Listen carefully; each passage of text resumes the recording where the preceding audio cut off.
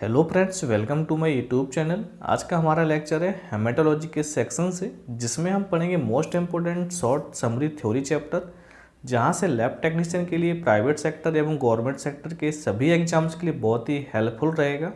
Short summary theory से आशा यह है कि आपको पूरी थ्योरी नहीं पढ़ना है, केवल आपको वही पॉइंट पढ़ना है जहाँ से आपके एमसीक्यूज क्वेश्चन तैयार किए जाते हैं। अगर आप चैनल पर नए हो तो चैनल को लाइक सब्सक्राइब अवश्य करें एवं बेल आइकन को प्रेस करके नोटिफिकेशन ऑन कर लें, जिससे आने वाली हर एक वीडियो का अपडेट आप तक सबसे पहले पहुंचे। तो आइए स्टार्ट करते हैं।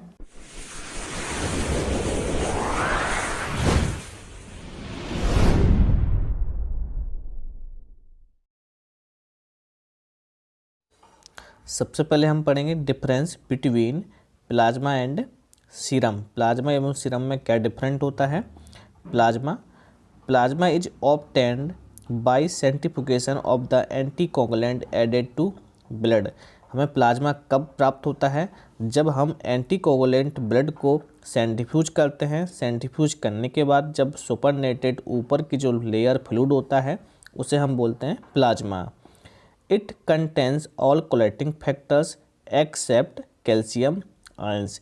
प्लाज्मा में सभी क्लॉटिंग फैक्टर्स प्रेजेंट रहते हैं, केवल कैल्शियम आयन को छोड़कर। ये पॉइंट क्वेश्चन है यहाँ पर कि पूछ सकते हैं कि प्लाज्मा में कौन सा क्लॉटिंग फैक्टर्स एब्सेंट रहते हैं या फिर प्रेजेंट रहता है। तो इस तरह से सभी क्लॉटिंग फैक्टर प्रेजेंट रहते हैं, केवल कैल्शियम आयंस को छोड़कर ये एब्सेंट रहता है। Next, it is used for coagulation studies like PT, APTT and TT. ये आपके कोगुलेशन टेस्ट हैं। प्लाज्मा का यूज कोगुलेशन स्टडीज में किया जाता है, जैसे कि PT, prothrombin time, APTT and TT. ठीक है। नेक्स्ट है serum. Serum is obtained when blood undergoes clotting. हमें सीरम कब प्राप्त होता है, जब हम क्लॉटेड ब्लड को सेंट्रीफ्यूज करते हैं, उसके बाद हमें सीरम ऑब्टेन होता है। It does not contain fibrinogen, prothrombin factor 5, 7, 8, 9, 10, 11 and 12 which have been used in clotting. तो सीरम में यहाँ पर कोई भी फैक्टर्स प्रेजेंट नहीं रहते। इट डज नॉट कंटेन, ठीक है। तो कोई भी फैक्टर्स यहाँ पर क्लॉटिंग फैक्टर्स हैं सारे, ये प्रेजेंट नहीं रहते हैं, क्योंकि ये सभी क्लॉटिंग फैक्टर्स का जो मुख्य फंक्शन है, इसका काम है कि ब्लड को क्लॉट करना। ठीक है। तो ये ब्लड क्लॉटिंग में यूज हो जाते हैं। तो उसके बाद सीरम में ये सभी क्लॉटिंग फैक्टर्स एब्सेंट रहते हैं। It is used for estimation of various biochemical parameters and serum enzymes like SGOT, SGPT, alkaline phosphatase, uric acid and serum electrolytes. तो सीरम का यूज बायोकेमिकल टेस्टों में किया जाता है, जैसे कि एंजाइम, SGOT, SGPT, ठीक है, एल्कलाइन, यूरिक एसिड, इलेक्ट्रोलाइट्स। तो ये होता है सीरम एवं प्लाज्मा में डिफरेंट। सीरम हमें कब प्राप्त होता है, जब विदाउट एंटीकोगुलेट ब्लड को हम सेंट्रीफ्यूज करते हैं तो हमें सीरम प्राप्त होता है। एंड प्लाज्मा में जब एंटीकोगुलेटेड एडिड ब्लड को सेंट्रीफ्यूज करते हैं तब हमें प्लाज्मा प्राप्त होता है। एंड प्लाज्मा में एंटीकोगुलेंट प्रेजेंट रहते हैं, केवल कैल्शियम आयन को छोड़ के, एवं सीरम में कोई भी क्लॉटिंग फैक्टर्स या फिर एंटीकोगुलेटेड फैक्टर्स प्रेजेंट नहीं होते हैं। ठीक है। अब पढ़ते हैं हीमोग्लोबिन। हीमोग्लोबिन क्या है, इट इज कॉन्जुगेटेड प्रोटीन जिसमें हीम प्लस ग्लोबुलिन ऐड रहता है। ठीक है। तो हीमोग्लोबिन से क्वेश्चन बहुत सारे तैयार किए जाते हैं। तो हीमोग्लोबिन क्या है, तो इट इज कॉन्जुगेटेड प्रोटीन है जो हीम एंड ग्लोबुलिन से मिलकर बनता है। Heme is prosthetic group. Heme क्या है, प्रोस्थेटिक ग्रुप से है एंड नॉन प्रोटीन ग्रुप है, यानी कि हीम है यह प्रोटीन ग्रुप का नहीं है। And globin is protein part. इसमें ग्लोबिन है, यह आपका प्रोटीन पार्ट होता है। ठीक है। हीम क्या है, आयरन है, तो प्रोटीन ग्रुप का नहीं है। एंड जो आपका ग्लोबिन है वो आपका प्रोटीन है। The globins consist of 4 polypeptide chains of different primary structure. तो जो आपका ग्लोबिन्स है तो उसमें 4 पॉलीपेप्टाइड चेन्स और डिफरेंट प्राइमरी स्ट्रक्चर से जुड़े रहते हैं। ठीक है। जिसमें alpha and beta chain synthesis is controlled by loci on chromosome 11 and 16 respectively, जिसमें अल्फा एंड बीटा चेन का संश्लेषण कंट्रोल्ड होता है, नियंत्रित होता है कहाँ से, क्रोमोसोम, लोकाई ऑन क्रोमोसोम, यानी कि जो क्रोमोसोम गुणसूत्र हैं 11 एवं 16, ठीक है। तो क्रोमोसोम 11 एवं 16 के द्वारा यह अल्फा एवं बीटा चेन सिंथेसिस का कंट्रोल यहाँ पर नियंत्रण होता है। Iron absorption, only 10% of the iron intake is absorbed, तो केवल हमारी बॉडी में 10% आयरन का ही एब्जॉर्बेशन होता है। Next, iron is absorbed in ferrous form in upper jejunum, तो आरएस का जो एब्जॉर्प्शन होता है कहाँ होता है, फेरस फॉर्म में होता है एंड अपर जेजुनम में होता है, ठीक है। तो क्वेश्चन में पूछ सकते हैं, एमसीक्यू से हिसाब से बनता है कि आपका आयरन का एब्जॉर्प्शन होता है तो फेरस फॉर्म में एवं किस रूप में होता, कहाँ पे होता है, अपर जेजुनम में। Next, iron is transported in blood in combination with transferrin, तो जो आयरन का ट्रांसपोर्टेड होता है ब्लड में किसके साथ होता है, कॉम्बिनेशन विथ ट्रांसफेरेंट के साथ, ठीक है।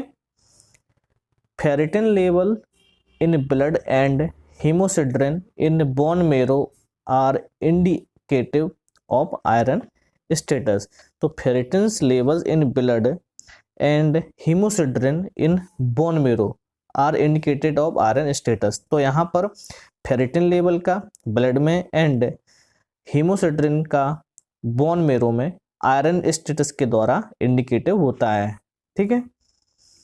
नेक्स्ट, नॉर्मल रेंज, अब पढ़ते हैं हीमोग्लोबिन की नॉर्मल रेंज क्या है, 14 से 16 ग्राम पर डेसीलीटर इन मेल्स एंड 12 से 15 ग्राम पर डेसीलीटर इन फीमेल्स में ये हीमोग्लोबिन की नॉर्मल रेंज होती है। तो आप इनकी यूनिट भी याद रखें, तो ग्राम पर डेसीलीटर में, ठीक है। 1 litre of normal blood is capable of carrying 200 ml of oxygen, यानी कि 1 लीटर ब्लड 200 ml ऑक्सीजन को कैरी करने में कैपेबल होता है, यानी कि 1 लीटर ब्लड 200 ml ऑक्सीजन को ग्रहण करने की क्षमता होती है। And 1 gram of haemoglobin combines with 1.3 ml of oxygen, यानी कि 1 ग्राम हीमोग्लोबिन 1.34 ml ऑक्सीजन के साथ कंबाइंड होता है। तो ये आपके एग्जाम में यहाँ से क्वेश्चन क्रिएट हो सकते हैं, तो आप इनको नोट करते जाएं। And oxidation converts haem into haematin, तो जो हीम आयरन है तो ऑक्सीडेशन के कारण हीम का कन्वर्ट होता है किसमें, हीम इनटू हीमेटन, ठीक है। तो आप ये याद रखें, ऑक्सीडेशन के कारण हीम आयरन का हीमेटन में कन्वर्सन होता है। Each haemoglobin molecules contain 3.4 mg of iron, प्रत्येक हीमोग्लोबिन का कण मॉलिक्यूल्स कंटेन ग्रहण करता है 3.4 मिलीग्राम ऑफ आयरन, तो इस यहाँ आप नोट कर लें। And it's molecular weight is 68,000 डेल्टॉन्स, तो हीमोग्लोबिन का जो मॉलिकुलर वेट है आपका, तो इसका कितना मॉलिकुलर वेट है, 68,000। अब पढ़ेंगे types of normal haemoglobin, adult haemoglobin HbA1, minor haemoglobin HbA2 and foetal haemoglobin HbF, तो ये आपके नॉर्मल हीमोग्लोबिन कहलाते हैं, ठीक है। तो इसके बाद हम पढ़ेंगे एबनॉर्मल हीमोग्लोबिन, तो हीमोग्लोबिन 2 तरह के होते हैं, नॉर्मल एंड एबनॉर्मल। तो सबसे पहले बात करेंगे normal haemoglobin, adult haemoglobin HbA1, इसमें 2 अल्फा चेन, इसमें 141 अमीनो एसिड प्रेजेंट रहते हैं, प्लस 2 बीटा चेन जिसमें आपके 146 अमीनो एसिड प्रेजेंट रहते हैं। तो ये आपका बहुत महत्वपूर्ण क्वेश्चन है, आपका नोट करते जाएं। इसमें HbA1 में एडल्ट हीमोग्लोबिन में आपका 2 alpha chain and 2 beta chain होते हैं। 2 अल्फा चेन में आपका 141 अमीनो एसिड प्रेजेंट रहते हैं एंड बीटा चेन में आपके 146 अमीनो एसिड प्रेजेंट रहते हैं। ठीक है, अब पढ़ते हैं माइनर हीमोग्लोबिन यानी कि HbA2। इसमें 2 alpha chain and 2 delta chain present होते हैं। तो HbA2 को हमेशा हम माइनर हीमोग्लोबिन बोलते हैं, तो आप ये याद रखें। इसमें 2 alpha chain and 2 delta chain होती हैं। ठीक है, तो यहाँ पर चेन भी पूछ सकते हैं। इसमें 2 alpha chain and 2 beta chain होते हैं। इसमें 2 alpha and 2 delta chain present होते हैं। ठीक है, नेक्स्ट है फीटल हीमोग्लोबिन HbF। इसमें 2 alpha chain and 2 gamma chain present रहते हैं। यह हीमोग्लोबिन फीटल न्यूबॉर्न बेबी में प्रेजेंट होता है। ठीक है, अब हम बात करते हैं एबनॉर्मल हीमोग्लोबिन के बारे में। Abnormal haemoglobin, the abnormal haemoglobin are associated with congenital hereditary defect. यानी कि जो एबनॉर्मल हीमोग्लोबिन है वो आपके आनुवांशिक डिसीज के कारण गुणसूत्रों के आधार पर यह निर्भर करता है। The disorder produce in haemoglobin are known as haemoglobinopathies. यानी कि the disorder of produce in haemoglobin, यानी कि हीमोग्लोबिन में अगर कोई डिजॉर्डर रिलीज होता है, प्रोड्यूस होता है, तो उसे हम बोलेंगे आर नाउन एज हीमोग्लोबिनोपैथीज। तो आपका यहाँ से क्वेश्चन पूछ सकते हैं कि हीमोग्लोबिनोपैथीज का संबंध किससे है। तो हीमोग्लोबिनोपैथी संबंध किससे है कि डिजॉर्डर ऑफ हीमोग्लोबिन से हीमोग्लोबिनोपैथीज का संबंध होता है। ठीक है, यानी कि हीमोग्लोबिन कोई डिजॉर्डर है तो उसे हम बोलेंगे हीमोग्लोबिनोपैथीज। अब हम बात करते हैं सिकल सेल हीमोग्लोबिन, यानी कि यह आपका एबनॉर्मल हीमोग्लोबिन है। इन HbS, glutamic acid of beta chain is replaced by valine at 6 position form and terminal end। यानी कि जो आपका हीमोग्लोबिन S है वो glutamic acid of beta chain replaced होता है किसके द्वारा, वेलाइन 6 पोजीशन के द्वारा।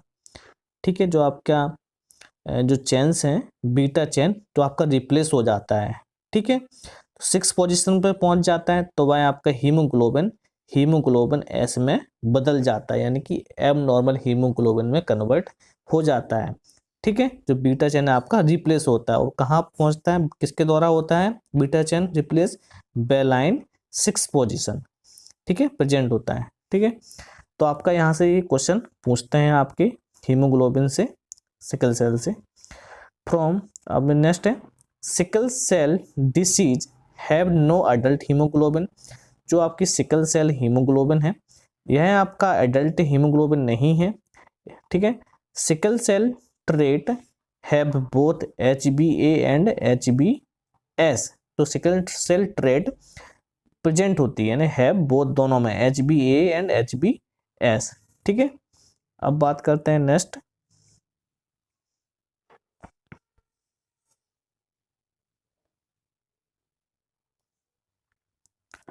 Haemoglobin C, college haemoglobin. Haemoglobin को HbC को हम बोलते हैं कोलेज हीमोग्लोबिन। ठीक है, आप नोट कर लें।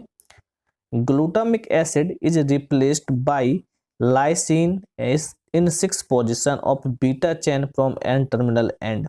तो यहाँ पर आपका जो ग्लूटामिक एसिड है वो रिप्लेस्ड होता है किसके द्वारा, लाइसिन के द्वारा, एंड 6 पोजीशन। ठीक है, ऑफ बीटा चेन। यहाँ पर क्या था HbS में, इसमें glutamic acid beta chain replaced होता है वेलाइन के द्वारा, यहाँ पर होता है लाइसिन के द्वारा, तो आप याद रखें।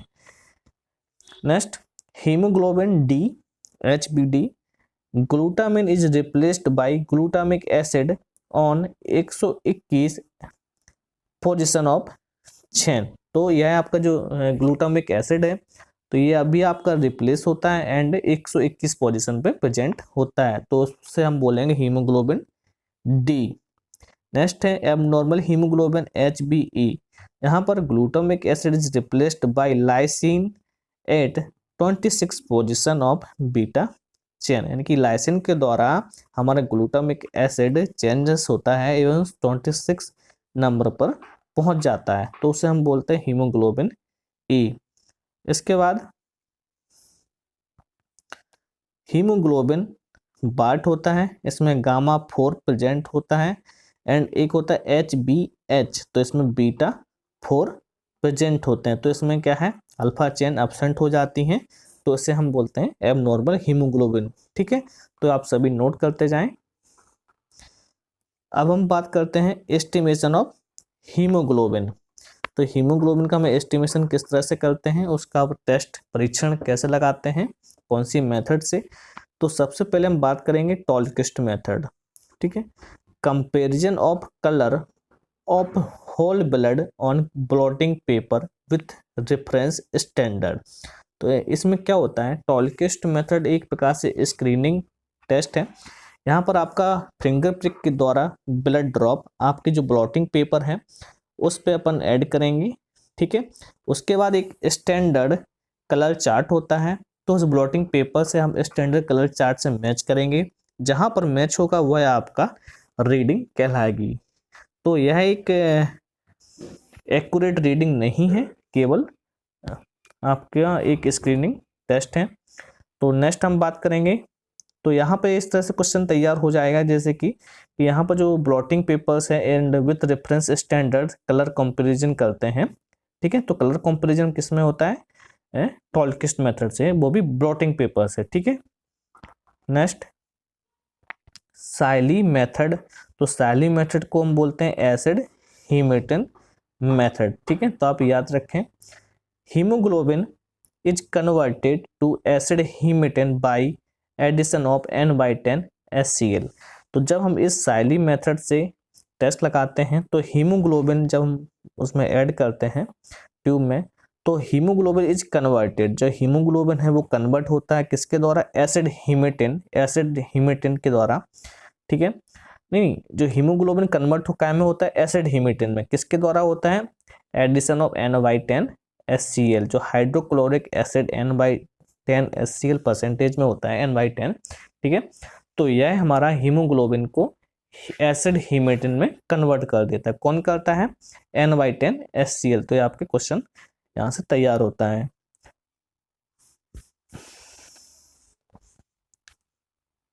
Acid haematin is insoluble and is a colloidal substance.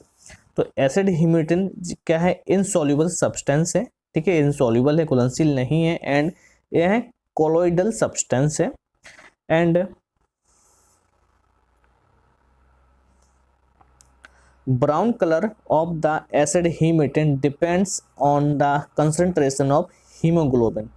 तो जो एसिड हीमेटिन का कलर है वो ब्राउन कलर का होता है ना, और depends on the concentration of haemoglobin, बाकी आपका जो हीमोग्लोबिन का कंसंट्रेशन है उस पर डिपेंड करता है कि कितना कलर आपका ब्राउन कलर का है। जैसे कि अगर हीमोग्लोबिन कम है तो आपका ब्राउन कलर थोड़ा सा लाइट होगा, एंड अगर हीमोग्लोबिन अच्छा है तो उसका थोड़ा ब्राउन कलर डार्क होगा।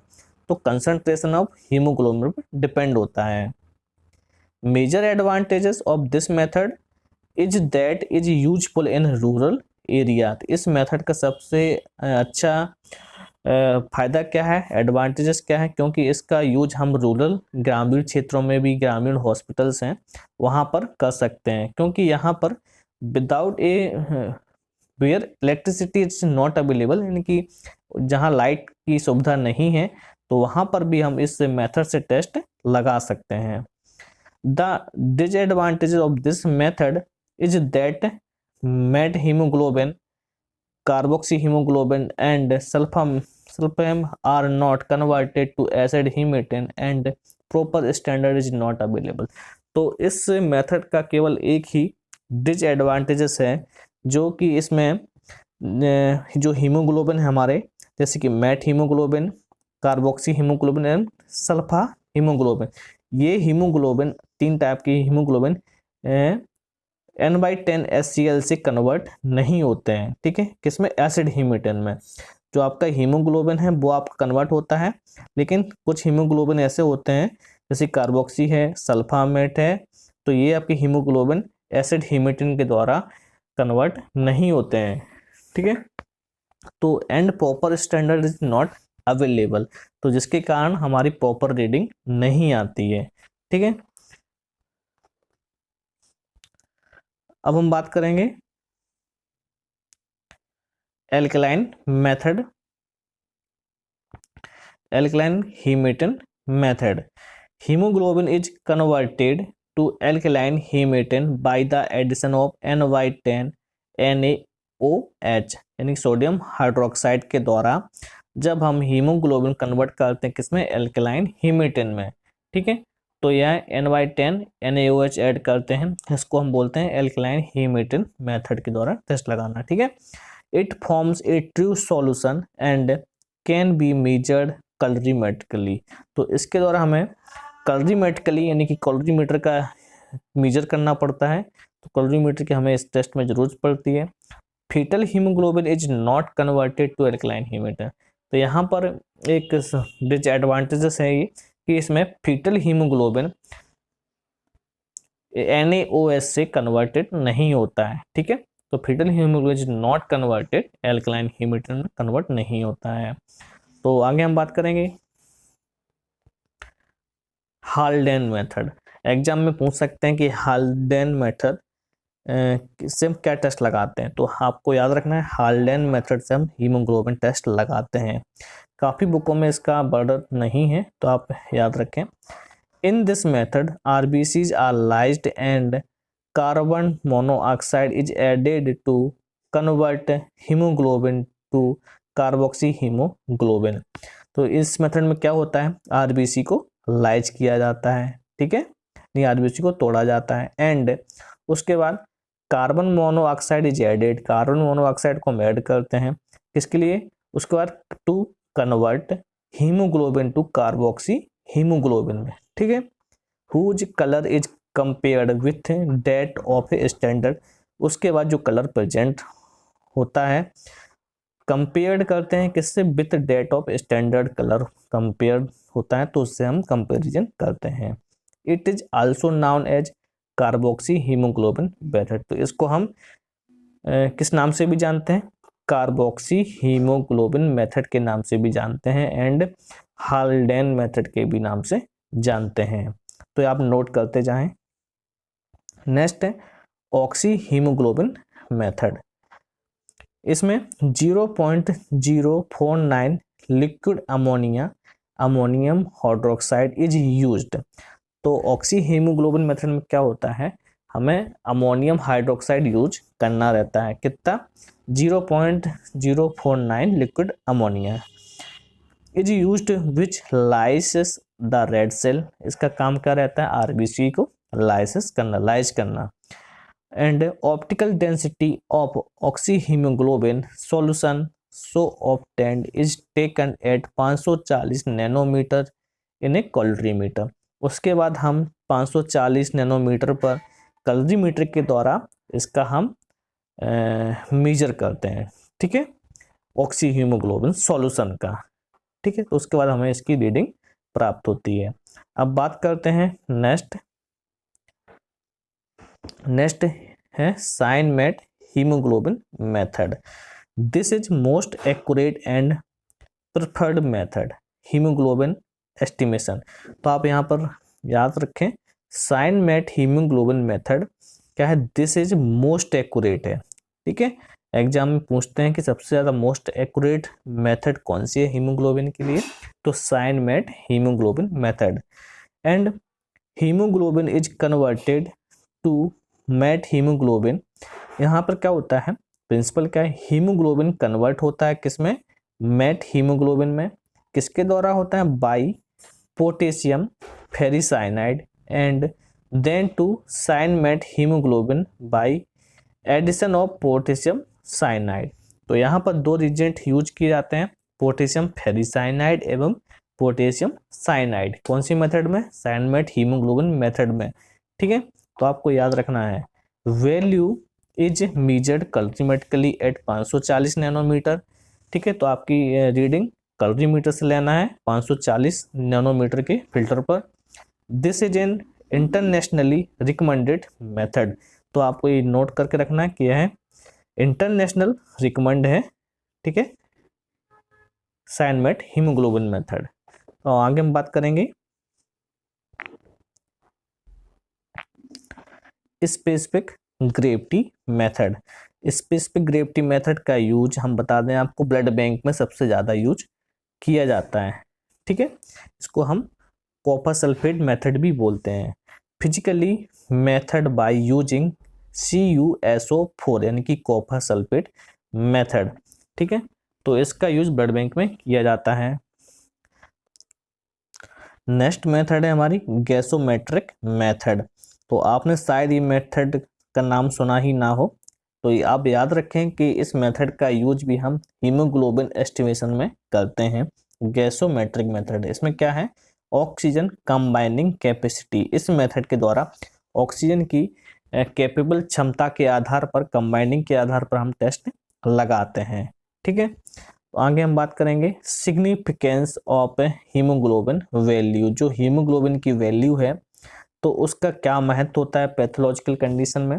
तो यहाँ पर बात करेंगे लो हीमोग्लोबिन वैल्यू। अगर हमारा हीमोग्लोबिन की वैल्यूज लो है तो low HB values are obtained in various type of anaemias. तो जो वेरियस टाइप के जो एनीमियाज हैं तो यहाँ पर हमें हीमोग्लोबिन की वैल्यूज लो प्राप्त होती है। Lower the haemoglobin more sewer is the anaemia, ठीक है। सीवर कंडीशन में, एनीमिया में तो हमें हीमोग्लोबिन लो दिखाई देगा। एंड एनीमिया में भी iron deficiency anaemia, iron deficiency anaemia में भी हीमोग्लोबिन कम होगा। हीमोलिटिक एनीमिया में भी। And peripheral smear evolution helps in typing the anaemia. तो जब हम पेरिफेरल स्मेयर से माइक्रोस्कोपिंग करेंगे तो वहाँ पर हमें help in typing the anaemia में मदद मिलेगी, ठीक है। अब हम बात करते हैं high haemoglobin values. High HB values more than 70 ग्राम पर डेसीलीटर की बात होती है, यानी कि 17-18 से ज़्यादा हो तब की बात कर रहे हैं। आर एब्जॉर्ब्ड इन पॉलीसाइथेमिया रूबेरा बेरा। तो यहाँ पर अगर आपका हीमोग्लोबिन की जो वैल्यू 17-18 ग्राम पर डेसीलीटर से अधिक हो तो उसे हम बोलेंगे पॉलीसाइथेमिया वेरा, ठीक है, PRV।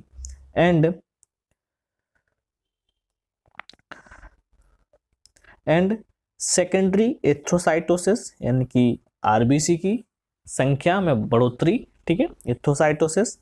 The latter is encountered in cases with kidney tumours यानी कि किडनी ट्यूमर्स में। High altituded cases of hypoxia, chronic pulmonary disease, congenital heart disease and cigarette smoking. तो इन सभी कंडीशन में हमें हीमोग्लोबिन की वैल्यूज बढ़ी हुई दिखाई देती है, ठीक है। तो ये थी आपकी शॉर्ट थ्योरी क्लासेस जहाँ से आपके मैक्सिमम MCQ क्वेश्चन तैयार होंगे। तो इन सभी पॉइंटों को आप थ्योरी को लिखते जाएं, नोट करते जाएं। तो इसी तरह से हम आगे भी आपके लिए क्लास लेके आएंगे। तो thank you so much, all the best.